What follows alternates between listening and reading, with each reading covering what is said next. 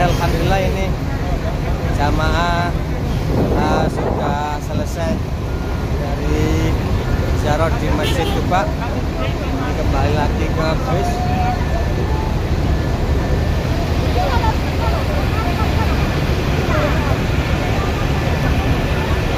Dua rakaat, mudah-mudahan apa yang kita lakukan sesuai sabda Rasulullah tadi.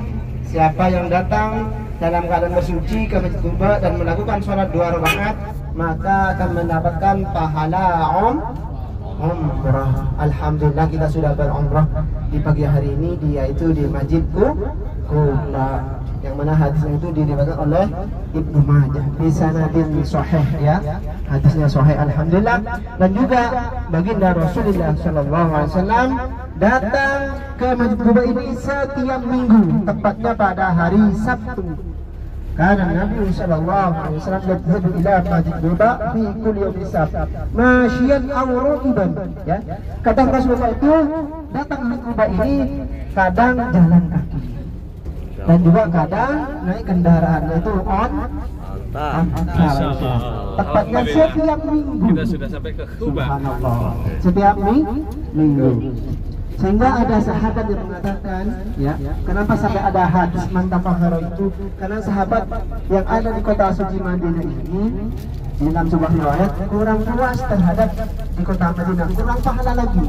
Maka Rasulullah SAW menunjukkan, yaitu kalian kalau sudah bersuci dan ada di rumahnya kemudian sholat 2 rakaat, langsung akan mendapatkan pahala umrah. Subhanallah. Jadi fadilahnya atau keutamaannya kita sudah mendapatkan pahala di Masjid Quba ini, Bapak dan Ibu.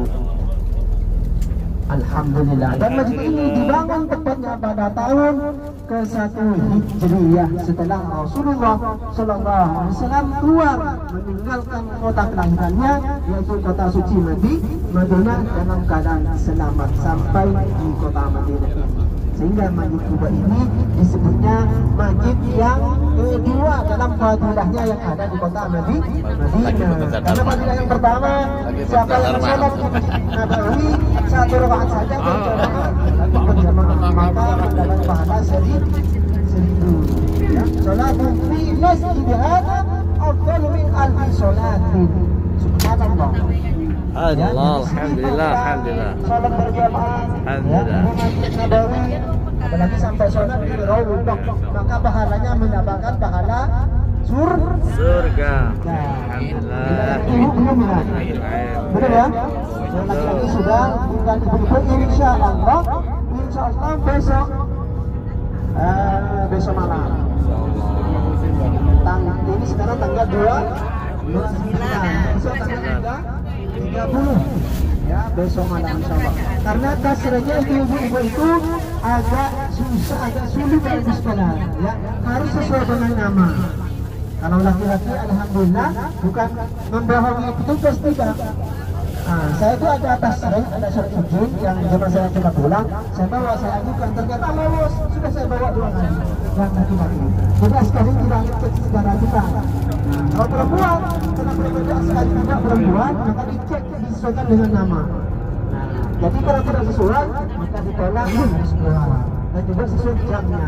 Itu untuk ibu-ibu. Jadi mohon maaf untuk ibu-ibu atas ketidaknyamanan ini bukan dari travel, bukan dari faktor kita, dari haji Ustaz. Nah, ini karena program dari muasa oleh muasa satu sementara, karena new normal, ya, karena new normal. Jadi di atas sedang demikian kita harus mengikuti aturan yang ada di sini, ya, supaya kita mendapatkan pahala ibadah umrah dengan secara maksimal. Amin ya Rabbal. Setelah ini Bapak dan Ibu kita akan menuju Mazra'ah, ya, kebun kurma. Nah, jadi nanti di kebun kurma siapkan batu rialnya. Kalau nggak ada batu rial, batu rupiahnya. Kalau nggak ada lagi, batu dolarnya, ya. Ya, cucunya di ATM, ya. Yang bawa ATM. Kalau tidak ada lagi, memang mencoba halal, ya. Sampai kenyang, sampai ada duit. Ya, halal. Halal. Ya, halal. Jadi di sini ini Pak Ibu sekalian, Tat, ada sini Tat. dagang ya, orang yang dagang itu Ada di sini. ada di sini. Iya, sini sama-sama, nggih. Nah, jadi yang dagang di Kota Madiun ini siapa saja yang mencoba itu semuanya halal ya. Asal yang dibungkus itu dibawa harus bayar. Ya, halal sampai pun tidak marah. Coba di Indonesia, nawar saja marah, ya kan? Apalagi tidak beli. Coba terus merasa rugi, di sini nggak ada ruginya. Subhanallah, itulah kelebihan dan keutamaan kota Madinah, kota suci Madinah Al-Munawwarah. Jadi Bapak dan Ibu, nanti yang saya anjurkan ini ketika ada di kebun kurma, kita harus membeli apa yang dimakan oleh Nabi Muhammad SAW. Tahu nggak Pak Yusuf apa yang dimakan? Yaitu setiap pagi Rasulullah makan kurma ajwa, warnanya hitam Pak Yusuf, bulat, itu paling mahal dan juga paling istimewa. Karena Rasulullah SAW mengatakan siapa yang makan kurma ajwa setiap hari 7 biji, maka orang tersebut dijauhkan daripada racun dan sihir. Ya, racun dan sihir. Simon wa sihir, dijauhkan dari racun dan sihir. Nah, di Indonesia ini banyak sihirnya Ibu Saudara. Ya, betul tidak? Maka beli ajwa di sini Ibu Saudara. Makan tiap hari 7 biji.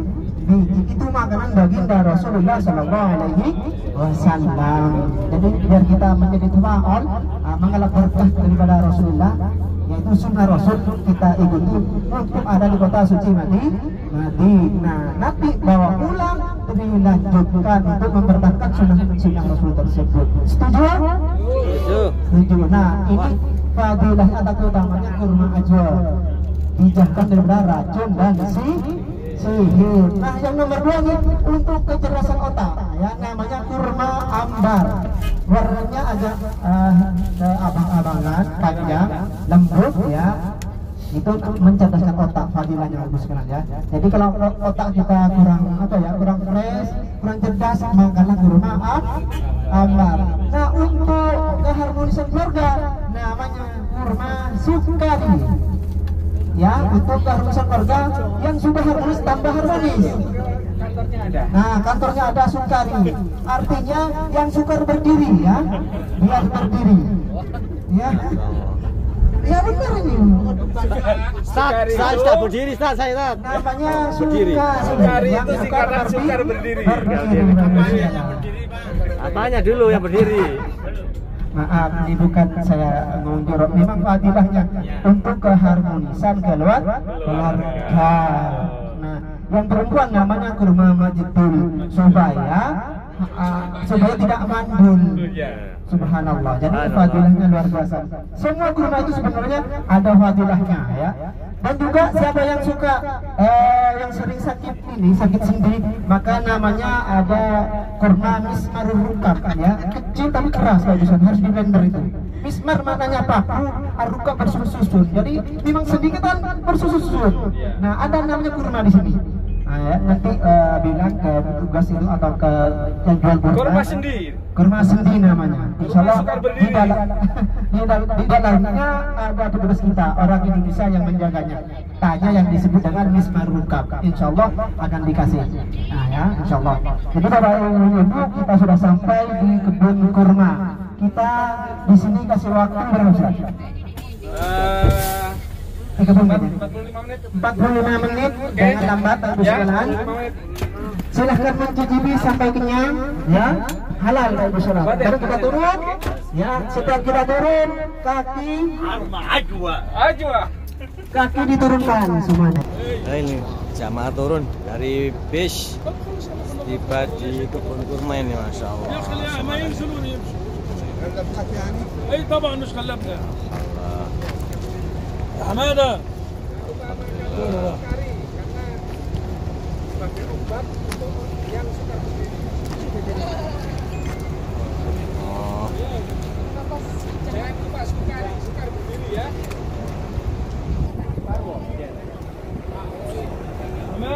Alhamdulillah kita sudah tiba di pusat kurma yang ada di kota Madinah ini.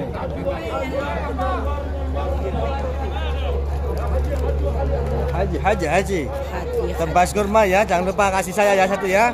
Yang sukari, masya Allah. Incip toh. Halil. Nggih, ayo. Aku komplain itu Mas. Masya Allah. Tak Oke. komplain. Nggih.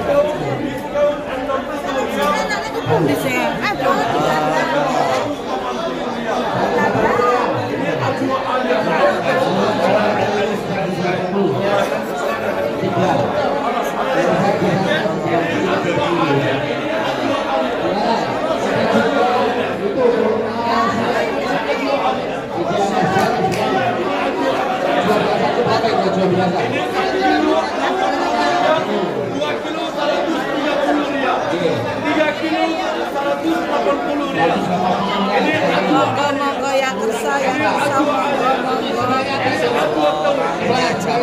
Indonesia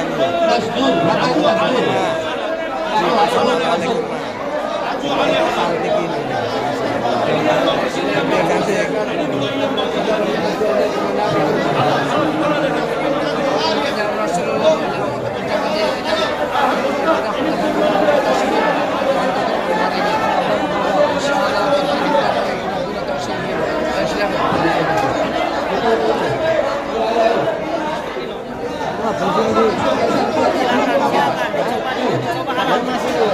Sukari, ajwa, kurma ini.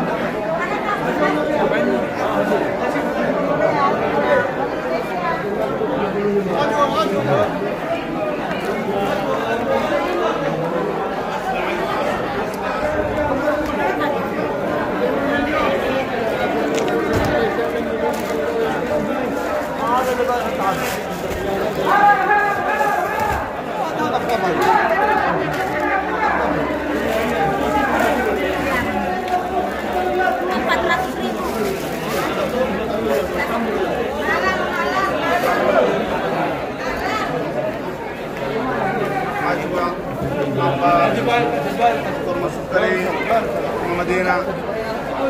يا حجي سميرة أجوا عالية ولا نستاجي أجوا كرمنا بأجوا خلاص كرمنا بأجوا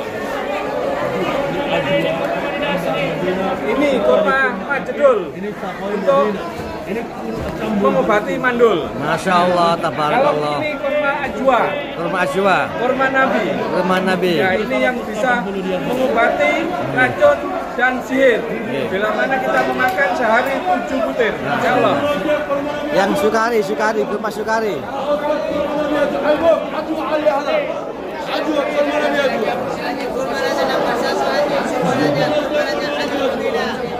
Ini kurma sukari. Untuk orang yang sukar berdiri, alias untuk lemah syahwat, insya Allah.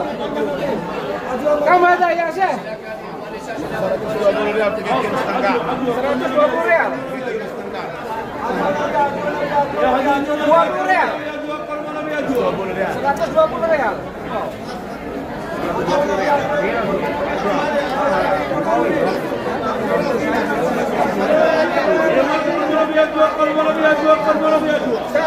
Berapa?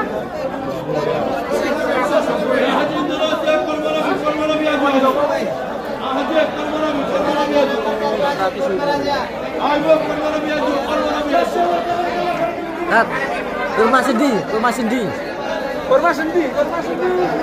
Ya, kurma sendi.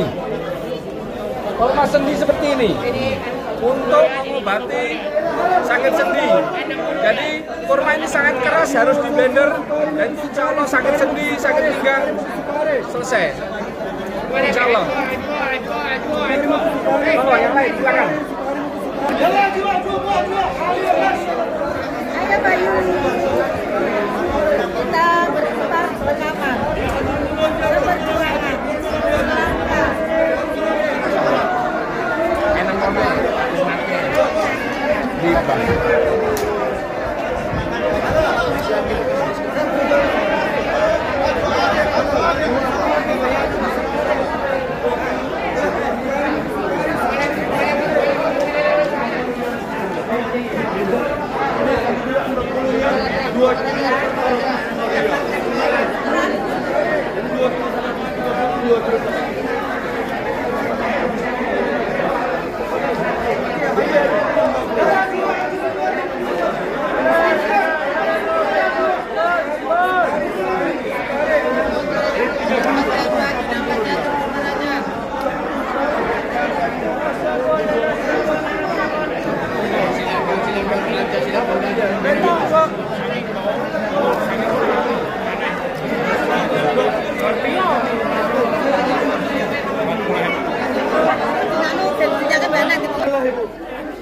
Berapa kilo?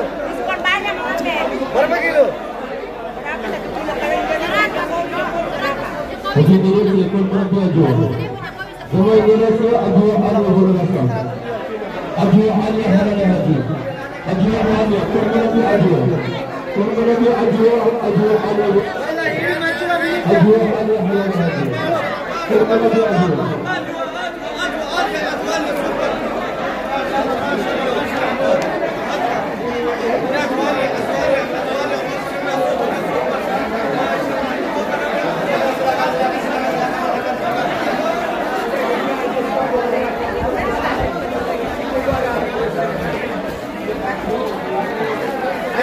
Haji, di kurma nih Haji. Pun mas kurma tak? Haji, borong Haji, borong. Kurma murah, kurma murah. Borong, borong. Aja. Murah, murah, murah. Borong, borong. Uang Jokowi, uang Jokowi. Bagus, Indonesia bagus. Bagus, Jokowi bagus. Samira bagus. Manisan kurma. Berapa? 120.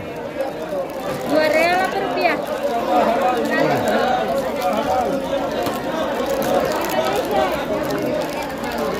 Coba halal, makan halal. Coba halal, makan halal.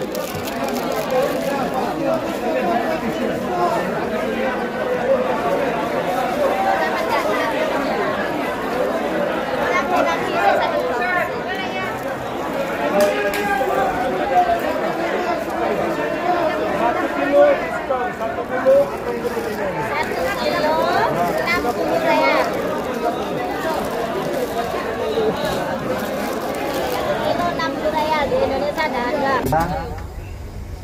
Sudah ziarah ke kebun ya. Ada di kita aja ada kebun juga di Indonesia. Tapi kebun sawit ya. Dari sini kebun kurma. Nah ini promosi juga dari supir katanya disuruh jual. Ini adalah serbuk kurma. Serbuk kurma ini merupakan bagi orang yang mandul juga. Ya, ada juga minyak zaitun. Bagi yang mau beli untuk supir, silahkan. Tidak beli tidak masalah. Yang penting saya tawarkan. Ya. Karena minyak zaitun kemarin pas datang dari airport itu udah beli banyak. Alhamdulillah. Terus mari. Sudah beli, Gus. Jadi sekarang kita akan meluncur menuju Jabal Uhud ya. Bapak dan Ibu rahimakumullah, setelah dari Masjid Kuba kita sekarang ziarah yang ketiga. Sini Tat, atau sini. Nggih. Lah jamaah sini nggih. Nah, kita akan menuju Uhud. Peperangan Uhud ini terjadi setelah perang Badar ya. Perang Badar ini merupakan perang yang termasuk peperangannya sangat dahsyat.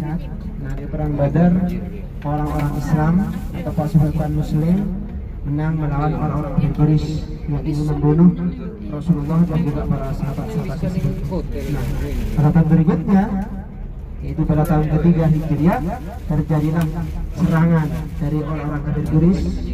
Nah, maka diketahui oleh Mus'ab bin Umair namanya, karena orang-orang kafir Quraisy ini ingin membalas dendam atas kekalahan di waktu perang Badar.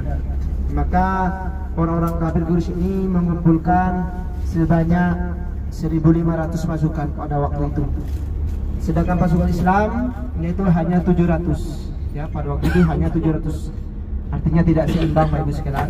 Tetapi dengan qudratullah dan biqadratillah, dengan kuasa Allah, yang sedikit ini dapat memukul mundur pasukan orang-orang kafir Quraisy, yang dimana pada waktu itu dipimpin oleh baginda Rasulullah SAW, dan juga yang terkenalnya pasukan yang sangat handal sekali namanya Sayyidina Hamzah. Ya, Sayyidina Hamzah ini merupakan paman Rasulullah Sallallahu Alaihi Wasallam. Sebelum bergerak, Bapak dan Ibu, keluar dari tanah suci Madinah Al-Munawwarah ini, Rasulullah Sallallahu Alaihi Wasallam dengan para sahabat-sahabatnya sempat bermusyawarah karena serangan ini takutnya dengan tiba-tiba. Maka Rasulullah SAW dengan para sahabat keluar dari kota Madinah agar supaya tidak terjadi pertumpahan darah yang sia-sia. Rasulullah SAW memerintahkan kepada para sahabat-sahabatnya, di antaranya ada pasukan-pasukan yang berkuda, ada pasukan-pasukan berpemanah, dan juga pasukan-pasukan pejalan kaki. Jadi ada 3 bagian-bagian. Ya. Nah, yang 50 pemanah ini, tentara pemanah ini diperintahkan oleh baginda Rasulullah SAW untuk memantau dan untuk memukul mundur pasukan orang kafir Quraisy. Akan tetapi pada pertengahan pertempuran, orang-orang pemanah ini atau tentara pemanah ini merasa menang, sehingga pasukan orang Islam ini di sesi kedua yaitu bisa kocar-kacir. Kenapa demikian? Karena merasa menang. Rasulullah sudah menginstruksikan diri atau sudah memerintahkan agar tidak keluar atau tidak turun dari kawasan bukit tersebut. Karena merasa menang, dia turun, Bapak dan Ibu. Apa yang terjadi? Maka terbunuhlah di antara sahabat yang sangat dicintai oleh baginda Rasulullah SAW, namanya Sayyidina Hamzah bin Abdul Muttalib. Nah, gugur di medan perang tersebut.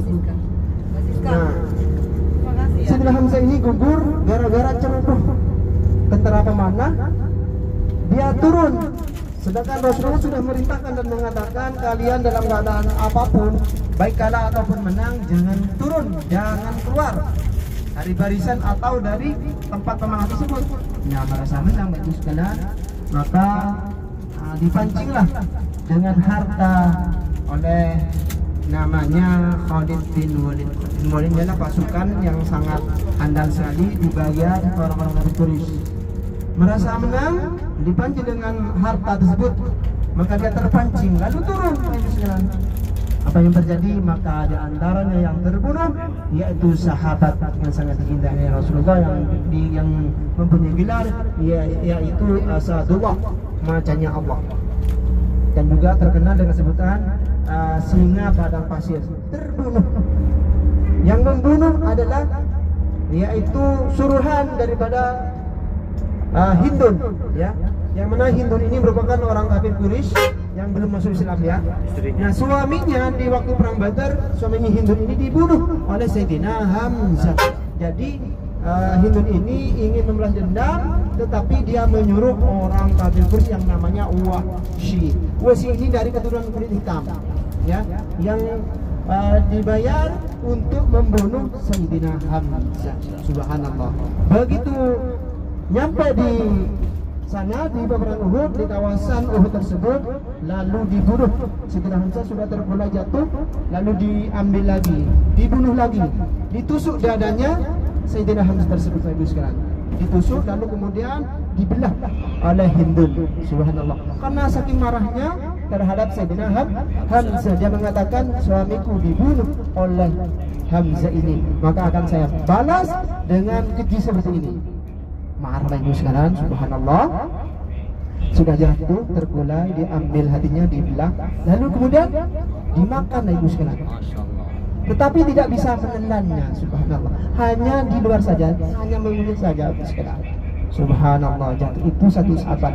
Lain lagi dengan satu sahabat lagi yang bernama Abdullah bin Jahshin. Abdullah bin Jahshin adalah pemegang bendera Islam, panji Islam ya, di depan.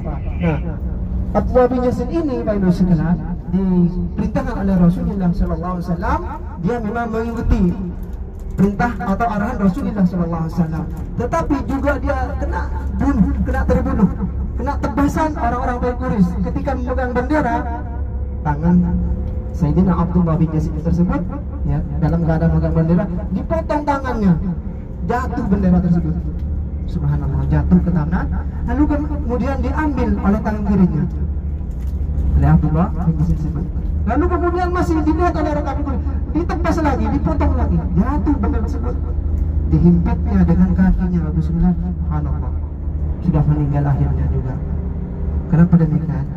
Karena cerobohnya tentara pemanah. Seandainya dia mengikuti instruksi Rasulullah SAW, insya Allah di sisi kedua ini orang-orang Islam tidak ada terbunuh. Qadarullah, dengan kuasa Allah. Lalu kemudian para sahabat-sahabat tersebut memukul mundur, lalu kemudian Rasulullah SAW sempat menyelamatkan diri, yang mana pada waktu itu dibopong oleh sahabat Talha namanya.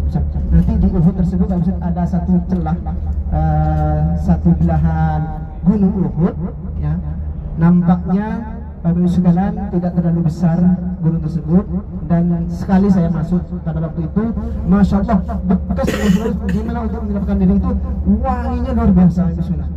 Ya, saya naik dengan jamaah Malaysia, ingin tahu di mana Rasulullah bersembunyi dan mengumpulkan sisa-sisa tenaganya untuk menghalau, untuk memukul mundur orang-orang kafir waktu itu.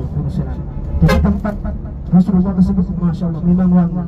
Jadi benar apa yang dibilang, semua bentuk Rasulullah, semua badan Rasul, semua bahkan kendi Rasulullah nampak wangi karena bekasnya saja masih wangi Bapak Ibu sekalian sampai sekarang. Tapi dipagar ya, dipagar oleh askari sini, tidak boleh naik, tidak boleh dikunjungi lagi ya, tidak jauh dari kawasan Uhud tersebut.